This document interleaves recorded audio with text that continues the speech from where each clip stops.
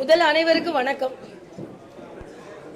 நான் பிரச்சாரம் செய்யும் போது தொடர்ந்து சொன்ன வார்த்தை, இது பிரச்சார பயணம் மட்டுமல்ல, பிரச்சனைகளை தெரிந்து கொள்ளுகின்ற பயணம் என்று. அது 6 தொகுதிகளுக்கும் பயணம் செய்யும் போது 6 தொகுதிகளிலும் உள்ள பிரச்சனைகளை மக்கள் சொன்னதையும் குறித்து வைத்திருக்கிறோம். ஒரு தொடர்பு எண் முதல் நாள்ல இருந்தே கொடுத்திருக்கிறேன். அந்த தொடர்பு எண்ணையும் தொடர்ந்து செய்திகள் வந்து கொண்டிருக்கிறது. எல்லாவற்றையும் பதிவு செய்ய முடியலனாலும் குறிப்பாக முக்கியமானவற்றை பதிவு செய்திருக்கிறேன். இது ஒரு ஆரம்பம் தான். இதற்கு மேல நிறைய திட்டங்கள் கொண்டாடலான்னு இருக்கிறோம். இதில் சில முக்கியமான திட்டங்களை மட்டும் நான் உங்களுக்கு சொல்லிட்டு அப்புறம் புத்தகத்தை நீங்க பார்த்துக்கலாம். இதுல ஏறக்குறைய இது பப்ளிக் பார்ட்டிசிபேஷன் மாதிரி தான் இந்த புத்தகத்தை கொண்டு வந்திருக்கேன்.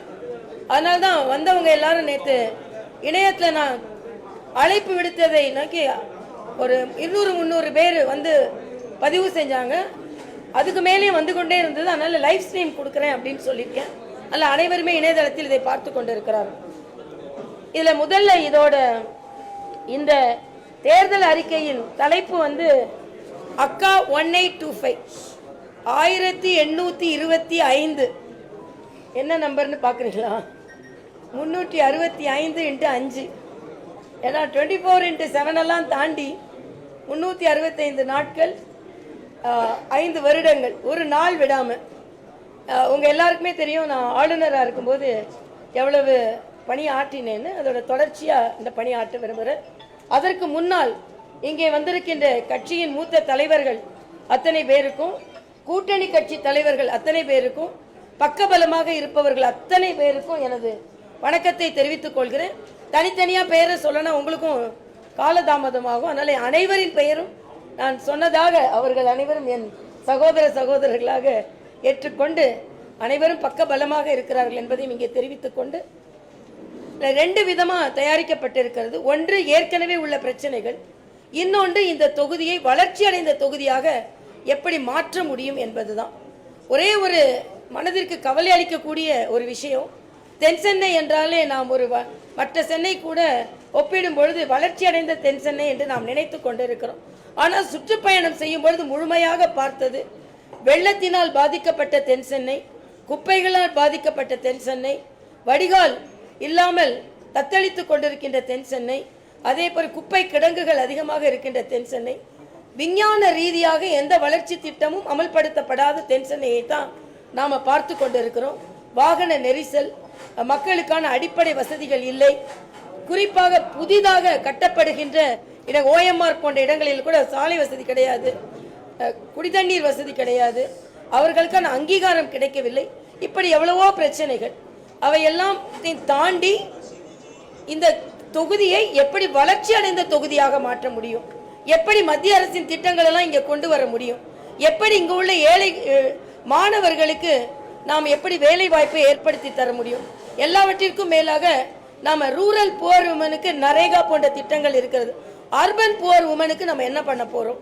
அதே மாதிரி பெண்களுக்கு அவர்கள் அரசியலுக்கு வர வேண்டும் என்பதற்காக அவர்களை ஒரு அரசியல் தலைவிகளாக ஊக்கப்படுத்துவதற்கான திட்டம், அதே மாதிரி சுற்றுச்சூழலை பாதுகாப்பதற்கான திட்டம், குப்பைகளை அகற்றுவதற்கான விஞ்ஞானபூர்வமான திட்டம், வடிகால் அமைப்பதற்கான விஞ்ஞானபூர்வமான திட்டம்.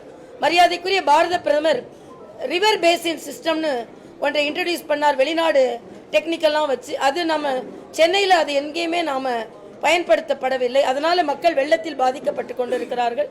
ஆக இவையெல்லாம் வைத்து ஒரு வளர்ச்சி திட்டத்திற்கான ஒரு தேர்தல் அறிக்கை தயாரிக்கப்பட்டிருக்கிறது. அந்தந்த தொகுதி மக்களிடம் இருந்த கோரிக்கையும் இங்கே கொடுக்கப்பட்டிருக்கிறது, எல்லோருக்கும் கொடுக்கப்பட்டிருக்கிறது.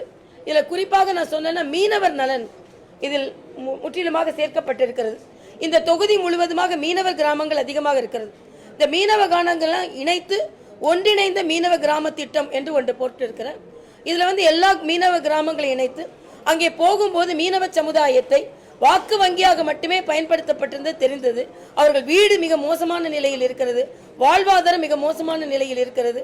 அதனால் அவர்களுக்கான ஆலோசனை குழு, மீனவ பெண் சகோதரிகளுக்காக தனி திட்டம், மீனவ சகோதர இளைஞர்களுக்கான தனி திட்டம், அதே மாதிரி படித்த இது ஐடி செக்டர் அதிகமாக இருக்கின்ற இடம், அதற்கான ஒரு தனி திட்டம். இந்த இடத்தை வளர்ச்சி அடைந்த இப்போ உதாரணத்திற்கு பெருங்குடி டம்பிங் யார்டு, இது வந்து இப்போ அதற்காக திட்டம் தீட்டப்பட்டிருக்கிறது என்று சொன்னால் கூட நம்ம செம்பரம்பாக்கத்தில் இருந்து கடலில் கலப்பதற்கு மார்ஷல் லேண்ட் அதுதான். அது வழியாக தண்ணி கொஞ்சம் கூட வர முடியாமல் அதில் குப்பையை அடைச்சி 2 ஆட்சிகளும் அதை பற்றி கவலையே படாமல் இன்னைக்கு சென்னை வெள்ளத்தில் தத்தளித்து கொண்டிருப்பதற்கு பெரும் காரணம் அது. அதே மாதிரி கோயிலம்பாக்கம் போயிருக்கும் பொழுது கோயிலம்பாக்கம் கால்வாய், அந்த கோயிலம்பாக்கம் கால்வாயில் ஒரு பெரியவர் சொன்னார், நாங்களாம் தண்ணி ஊற்றி குளிப்போன்னு சொன்னார். ஆனால் இந்த கால்வாய் இன்று சாக்கடை போல காட்சி அளிக்கிறது. அதில் வந்து ஆகாச தாமரைகள் இருக்குது. அதை மட்டுமே அகற்றி இருந்தால் கேளம்பாக்கம், மாம்பாக்கம், மாடம்பாக்கம், பள்ளிக்கரணை இங்கே எங்கேயுமே வெள்ளம் வந்திருக்காதுன்னு சொல்கிறாங்க. ஸோ தொலைநோக்கு திட்டம் எதுவுமே இல்லை. அதனால ஒன்று பிரச்சனைகளை தீர்ப்பது, இன்னொன்று அடிப்படை வசதிகளை அதிகரித்து ஒரு முன்னுதாரண தொகுதியாக இதை மாற்றுவது. இதுதான் இந்த தேர்தல் அறிக்கையின் நோக்கம். இது ஒரு ஆரம்பம் தான், எல்லாம் இதில் இருக்குன்னு சொல்ல முடியாது. ஆனால் தொடர்ந்து பொதுமக்களின் கருத்துக்களை கேட்டு தொடர்ந்து செயலாற்றி வருவோம். எல்லாவற்றிற்கும் மேலாக 6 சட்டமன்ற தொகுதிகளிலும் 6 பாராளுமன்ற அலுவலகம் செயல்படும். இன்னொரு எண் நான் தொடர்ந்து கொடுத்து கொண்டு வருகிறேன். அந்த எண்ணில் தான் எல்லோருமே என்னை தொடர்பு கொள்கிறார்கள். ஏனென்றால் தொடர்புக்கு எல்லைக்கு வெளியே உள்ள பாராளுமன்ற உறுப்பினராக இருக்க நான் ஆசைப்படவில்லை. தொடர்பு எல்லைக்கு உள்ளே உள்ள பாராளுமன்ற உறுப்பினராகத்தான் இருக்க ஆசைப்படுகிறேன். அதனால 9509999991 அந்த எங்களோட நம்பர். அது இங்கே குறிக்கப்பட்டிருக்கிறது. 9550999991. இதில் தான் நேற்று சகோதரர்கள் கூட பதிவு செய்து இங்கே அவங்க பொதுமக்களும் வந்திருக்கிறாங்க. ஆக எல்லாமே மக்களுக்காக. நான் பாராளுமன்ற உறுப்பினராக ஆக வேண்டும் என்று நினைப்பதும் மக்களுக்காக. உங்கள் எல்லாருக்குமே தெரியும், ஆளுநராக இருந்து அக்காவாக திரும்பி வந்திருப்பது மக்கள் சேவைக்காக மட்டுமே. வேறு ஒன்றும் எனக்கு அரசியலில் எதிர்பார்ப்பு இல்லை. அதனால் தென்சென்னை மக்கள் என்னை வந்து எப்பொழுதும் உள்ள ஒரு வேட்பாளராக பார்க்காமல் அவர்களின் சகோதரியாக, அவர்களுக்கு துணை புரிவதற்கும் அவர்களோடு நின்று தோளோடு தோள் நின்று அவருக்கு பக்கபலமாக இருப்பதற்கும் மத்திய அரசிடம் இருந்து பெற வேண்டியதெல்லாம் பெறுவதற்கு அத்தனை வாய்ப்புள்ள ஒரு வேட்பாளராகவும், ஒருவேளை மாநில அரசிடம் இருந்து என் தொகுதிக்கு ஏதாவது கிடைக்கவில்லை என்றால் போராடி பெறக்கூடிய போராட்ட போராளியாகவும், தோழியாகவும், சகோதரியாகவும், ஒவ்வொரு வீட்டில் அவங்க வீட்டு பெண்ணாகவும் இருக்க ஆசைப்படுகிறேன். அதனால் நான் சேவை செய்ய காத்திருக்கிறேன். இங்கே வந்த பத்திரிகை சகோதரர்கள் அத்தனை பேருக்கும் நன்றி. நல்ல திட்டங்களை மக்களுக்கு எடுத்து செல்ல வேண்டும், ஒரு முன்னுதாரண பாராளுமன்ற உறுப்பினராக இருக்க வேண்டும் என்ற எண்ணத்திலேயே நான் போட்டி போடுகிறேன். தென்சென்னை மக்கள் எனக்கு ஆதரவளிப்பார்கள் என்று நான் நினைக்கிறேன்.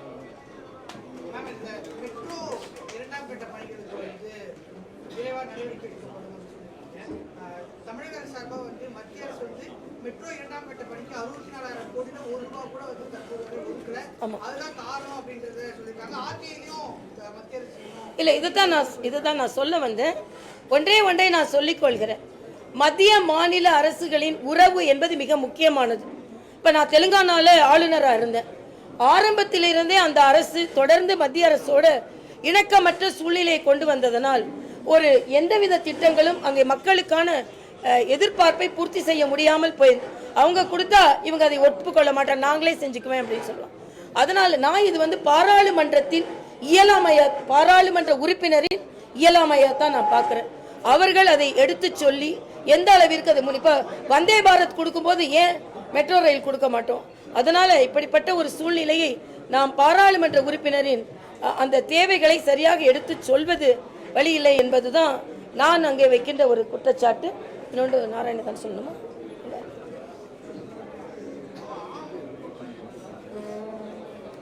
நேற்று பேசிட்டேன்.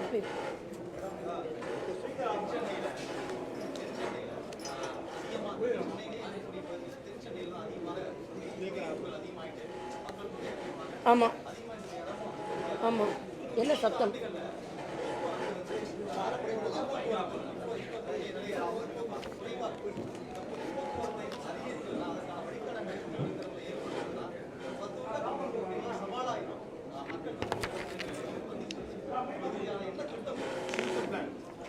தம்பி, இதில் ஏற்கனவே இந்த ஃபியூச்சர் பிளானை கொடுத்துருக்கேன்ப்பா. போக்குவரத்து நெரிசல், மக்கள்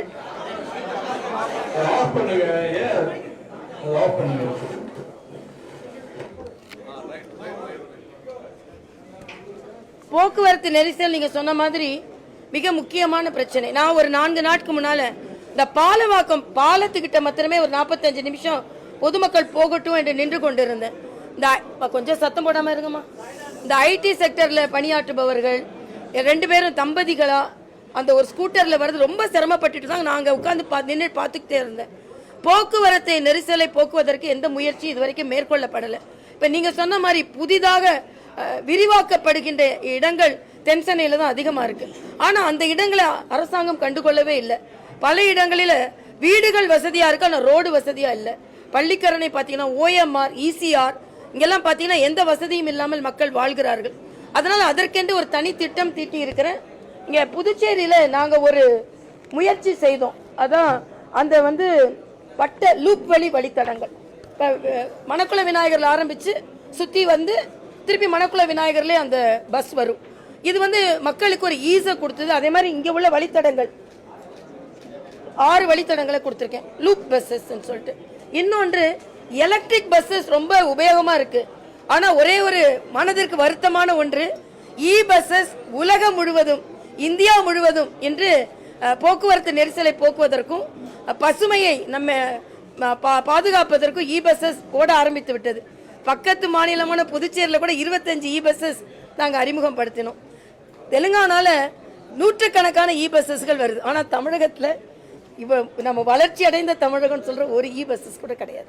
ஸோ இதுதான் நான் சொல்றேன், திராவிட மாடல்னு சொல்லிட்டு நாம ஒரு உணர்ச்சிகரமான சில பேச்சுகளை முன்னெடுத்து சொல்கிறோம், வளர்ச்சிகரமான திட்டங்களை எடுத்து வருவதில்லை என்பதான் எனது நேரடியாக குற்றச்சாட்டு. நான் சொல்ல வேண்டியதில்லை. நீங்க சகோதரர்கள்லாம் போய் கேமராவை எடுத்துட்டு தென்சென்னையை ஒரு வாட்டி சுற்றி பண்ணுவாங்க. நாம பெங்களூர், ஹைதராபாத் நாம எல்லாருமே ஒரே நேரத்தில் தான் வேகமாக முன்னேறி வருகிறோம். ஆனால் அந்த சிட்டிஸ்லாம் பார்த்தீங்கன்னா எப்படி திடக்கழிவு மேலாண்மை எப்படி செயலாற்றப்படுகிறது, ஸ்டாம் வாட்டர் ட்ரைனேஜ் எப்படி செயலாற்றப்படுகிறது, சீவேஜ் வாட்டர் ட்ரைனேஜ் சாக்கடை கழிவுகள் எப்படி அகற்றப்படுகிறது, மழை நீர் கழிவுகள் எப்படி, இதில் சில இம்பார்ட்டன்ஸும் கொடுத்துருக்கேன். இப்போ மும்பையில் ஒரு எல்லாத்தையும் கலெக்ட் பண்ணி கடலுக்குள்ளே எப்படி கொண்டு அந்த ஸ்டாம் வாட்டர் விடுறாங்க. அதே மாதிரி எந்த பெரிய திட்டமோ விஞ்ஞானபூர்வமான திட்டமோ தொலைநோக்கு திட்டமோ எந்த திட்டமும் தமிழகத்தில் மேற்கொள்ளப்படவில்லை என்பது மிக மிக கவலை அளிக்கக்கூடியது. ஆனால் குற்றம் சாட்டுவதிலே இருக்கிறார்களே தவிர எதற்கு மழை வருகிறது என்று அதை ஆராய்ந்து அதை நீக்குவதற்கு இந்த அரசாங்கம் எந்தவித முயற்சியும் மேற்கொள்ளவில்லை. அதனால தான் இப்போ எங்களை போன்றவர்கள் தேர்ந்தெடுக்கப்பட்டால் மத்தியிலும் மரியாதைக்குரிய பாரத பிரதமர் அவர்கள் தான் பிரதமராக வருவார்கள். அதனால் நாங்கள் விஞ்ஞானபூர்வமாக சில திட்டங்களை கொண்டு வைப்போம். புதுச்சேரியில் நார்வேலிருந்து ஒரு குழுவை வர வைத்து சில ஆலோசனைகளை நடத்தணும். அதை மாதிரி சுற்றுச்சூழலையும் மக்களின் அடிப்படை தேவைகளையும் சரி செய்வதற்கான அத்தனை முயற்சிகளையும் நான் மேற்கொள்வேன் என்பதை நான் தெரிவித்துக் கொள்கிறேன்.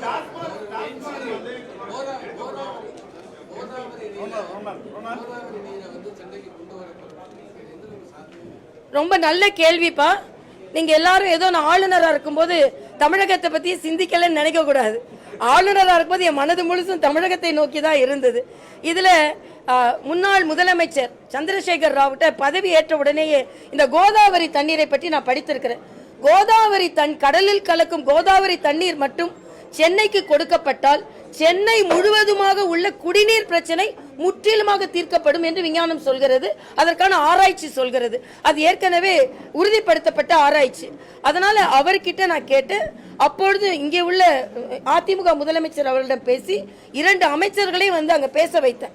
ஆனா அதற்கு அப்புறம் அரசியல் ரீதியாக சில பிரச்சனைகள் இருந்தனால் அது நிறைவேற்றப்படவில்லையே தவிர இன்று கூட என்னால் நான் அங்கே ஆளுநராக இருந்த அந்த அனுபவத்தினால் எனக்கு அங்கீகாரம் நீங்கள் கொடுத்தீர்கள் என்றால் நிச்சயமாக போய் இங்கே உள்ள அரசாங்கத்தையும் ஊக்கப்படுத்தி மத்திய அரசாங்கத்தையும் ஊக்கப்படுத்தி தெலுங்கானா அரசாங்கத்தையும் ஊக்கப்படுத்தி கடலில் கலக்கும் கோதாவரி நீர் நிச்சயமாக தமிழகத்திற்கு கொண்டு வந்து தமிழகத்தில் உள்ள குடிநீர் பிரச்சனை உடனடியாக தீர்ப்பதற்கு நான் சபதம் ஏற்கிறேன் என்று சொல்கிறேன். ஏனென்றால் மயிலாப்பூர் போன்ற வளர்ச்சியடைந்த இடங்களில் கூட காலையில் மக்கள் குடங்களை வைத்து மாறி தண்ணீர் வருகிறதோ இல்லையா லாரி தண்ணீருக்காக மக்கள் ஏங்கி கொண்டிருக்கிறார்கள்.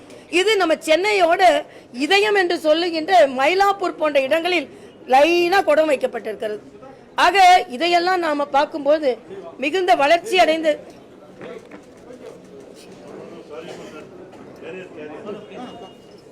First of all, we'll give you. Okay, this is come, sir. All boys. Be careful. Or manifesto. जी बस receive one.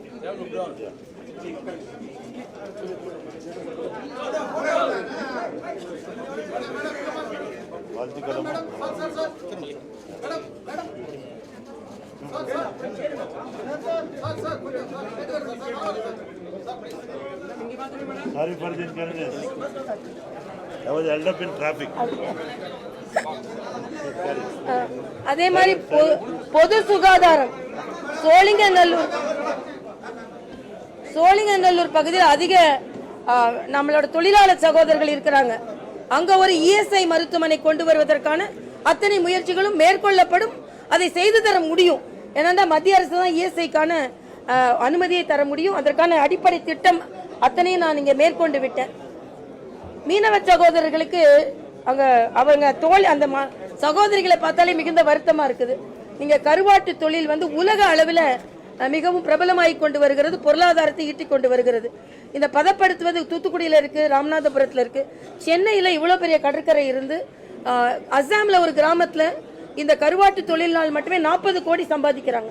சோ அதே மாதிரி புதுவிதமான அவர்களுக்கு கடலுக்கு அருகிலேயே இருந்து அவர்களுக்கான வருமானத்தை பெறுவதற்கான திட்டங்களும் தீட்டப்பட்டிருக்கிறது.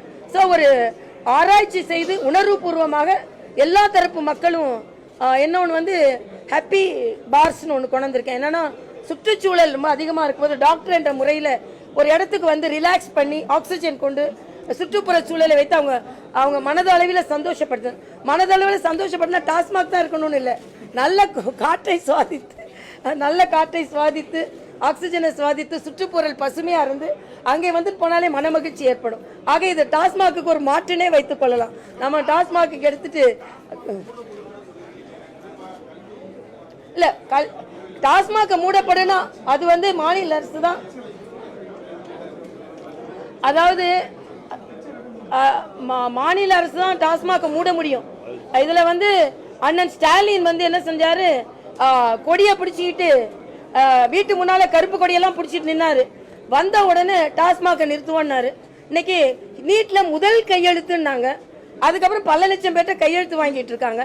ஆக இன்னும் சொல்ல போனா மத்திய அரசின் பல திட்டங்கள் தான் மாநில அரசு பின்பற்றுகிறது.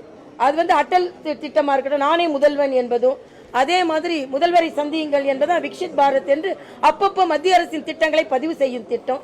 அதே மாதிரி பிரதமரின் மருத்துவ காப்பீடும் முதல்வரின் மருத்துவ காப்பீடு இணைந்துதான் மருத்துவ காப்பீடு கொடுக்கப்படுகிறது. அதே மாதிரி நேஷனல் ஹெல்த் மிஷன் தான் வீடுதோறும் மருத்துவ திட்டம்.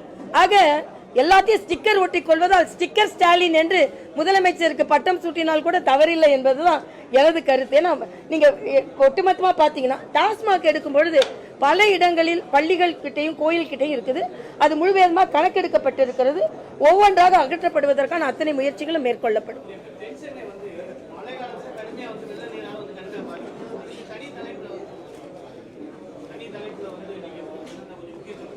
இல்ல அதுதான் நான் கொடுத்திருக்கேன். அது வந்து நான் முழுவதுமாக முதல்ல நான் எடுத்துக்கொண்டிருப்பது அதுதான், வெள்ள வடிகால் தான் நான் எடுத்திருக்கிறேன். அதை நான் முழுவதுமாக சொல்லி அதற்கென்றே தனி ஒரு புத்தகம் தயாரித்திருக்கிறேன். இது வந்து ஒட்டுமொத்த புத்தகனால வெள்ளத்துக்கு என்று ரீஜனலா பண்ணியிருக்கேன். அது வந்து தனியா வெளியிடுகிறேன். ஏன்னா அது வந்து எம்பி ஆன உடனே என்னோட முதல் திட்டமே அதுதான்.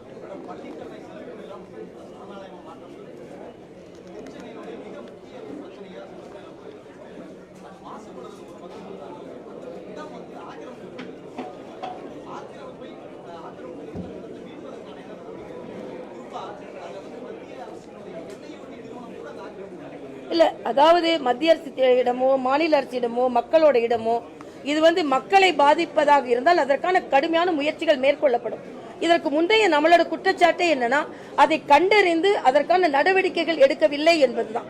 அதற்கான முழு நடவடிக்கைகள் எடுக்கப்படும்.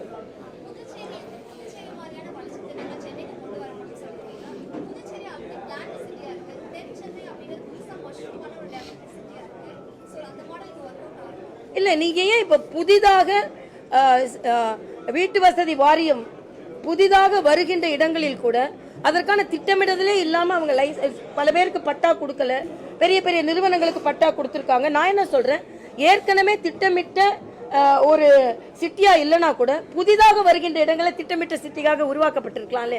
அது ஏன் உருவாக்கல? ஏன் OMR போன்ற இடங்களில் கூட மக்கள் குடிதண்ணீருக்கும் சாக்கடை கழிவுகளை அகற்றப்படாமல் இருக்கிறதுக்கும் ரோடுக்கும் ஏன் கஷ்டப்படுறாங்க? ஸோ புதிதாக விரிவாக்கப்பட்ட இடங்களில் கூட அதற்கான கவனத்தை செலுத்தவில்லை என்பதுதான் எனது கருத்து. ஒரு சொட்டு வெள்ள தண்ணீர் கூட இல்லாமல் சென்னையை படைப்பேன் என்பதுதான் எனது முதல் தேர்தல் அறிக்கை. அதற்கென்றே தனி புத்தகம் தயாரித்து வருகிறேன்.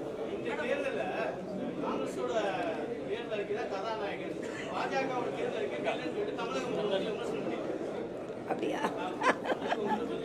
அதாவது காங்கிரஸ் தேர்தல் அறிக்கை உள்ளே பத்திரமாக வைத்து கொள்ளக்கூடிய தேர்தல் அறிக்கை. சில சினிமாக்களில் கதாநாயகனால் படம் ஓடுகிறதா வில்லனால் படம் ஓடுகிறதா என்றால் இன்று பிரபலமாக இருக்கின்ற கதாநாயகர்கள் கூட வில்லனாக அறிமுகமாய் அப்புறம் கதாநாயகமாக மாறியவர் தான். அதனால எது எப்படி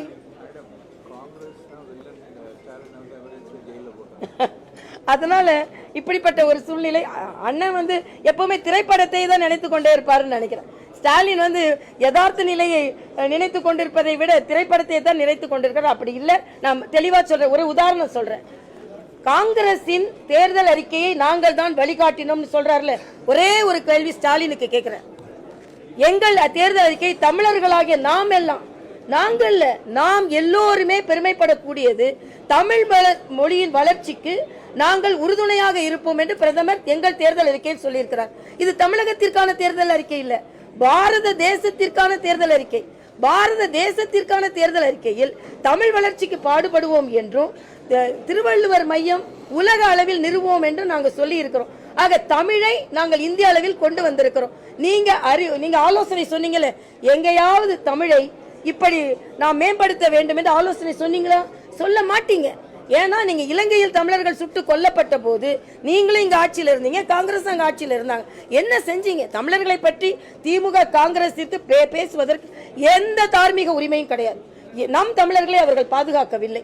அது மாதிரி இன்று தமிழை பாதுகாக்கிறேன் என்று பிரதமர் தான் சொல்றாரு. இன்னைக்கு பிரதமர் இட்லி தோசை சாப்பிடுறத நீங்க கிண்டல் அடிக்கிறீங்க. ஆனா அந்த பிரதமர் தான் இன்னைக்கு பிரதானமா தமிழ் மொழியை பற்றி தேர்தல் அறிக்கையில் சொல்லி இருக்கிறார்கள். நீங்க ஆலோசனை சொல்லலையே, ஆலோசனைக்கு கூட உங்களுக்கு தமிழ் வரலையே. அதைத்தான் நான் சொல்றேன். வேளச்சேரியிலிருந்து தாமரை வரைக்கும் டோல்வே போட்டாக்க எல்லாருக்கும் யூஸ்ஃபுல்லா இருக்கும். நீங்க அதை மாத்திரம் பண்ணுங்க. தாய்லாந்துல இருக்கிற மாதிரி 50 கிலோமீட்டர் ஒரே. அவர் குரு பிரசாத் அவர் தென்சென்னை வாக்காளரை எனக்கு சில ஆலோசனைகள் சொன்னார். ஆட்டோ சகோதரர்களுக்கு என்று சில ஆலோசனைகளும் சொல்லி இருக்கிறார். அவர்களுக்கு என்று சில பெட்ரோல் டீசல் கன்செஷன் கொடுக்க முடியும். இதெல்லாம் நல்ல சிந்தனைகள். அதற்காக தான் நான் பொதுமக்கள் பார்ட்டிசிபேஷனே நான் கேட்டேன். இது ஒரு ஆரம்பம் தான். வெள்ளத்துக்கு என்று தனி புத்தகம். ஏன்னா வெள்ளத்தை இதுக்குள்ள அடைக்க முடியாது. ஏன்னா வெள்ளம் பிரவாகம் எடுத்து ஓடிக்கொண்டிருக்கிறது. சின்ன புத்தகத்தை அடைக்க முடியாது. வெள்ளத்திற்கு என்று நேற்று கூட மேடவாக்கத்தில் உள்ள சில குழுக்கள் வெள்ளத்தை வடிகால் பண்றதுக்கு அவங்க விஞ்ஞானபூர்வமா சில முயற்சிகள் மேற்கொண்டிருக்காங்க. அதுக்கான தனி புத்தகம் கொண்டு வரப்படுகிறது.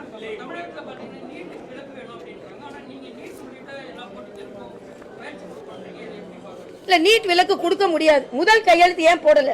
ஏன்ட்ட இவ்வளவு கேள்வி கேட்கும் போது ஸ்டாலினை எப்ப பார்த்தாலும் நீட்டிற்கு முதல் கையெழுத்து ஏன் போடலன்னு கேளுங்க. ஏன்னா போடுவேன்னு சொன்னாங்கல்ல. ஆனா நான் என்ன சொல்றேன், நான் பாண்டிச்சேரியில நாங்க அரசாங்க பள்ளிகள்ல அவங்களுக்கு சொல்றேன்னா தீர்வை நோக்கி நாம் போய்கொண்டிருக்க வேண்டுமே தவிர தீர்வை நோக்கி போகாமல் தீர்வு செய்ய முடியாததை தீர்க்கிறேன் என்று சொல்லக்கூடாது என்பது எனது கருத்து.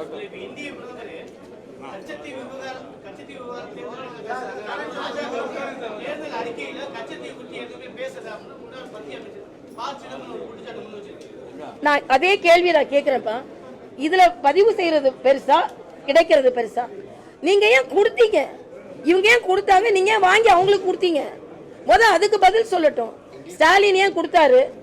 சிதம்பரம் ஏன் அதை வாங்கி ஏன் ஸ்ரீலங்காட்ட கொடுத்தாரு? அதுக்கு பதில் சொல்லுங்க. அதாவது நீங்க இதுக்கு முந்தைய ஆட்சியில ஏன் செய்யலன்னா அதுக்கு முந்தைய ஆட்சியில நீங்க ஏன் செய்யல? விபி சிங் முதல் கொண்டு மன்மோகன் சிங் வரை ஆட்சியில் இருந்தீர்கள். என்ன முயற்சி எடுத்தீர்கள்? ஒரு முயற்சி எடுக்கல. இன்னைக்கு நாங்க முயற்சி எடுக்கிறோமா இல்லையா? அதுதான் முக்கியம்.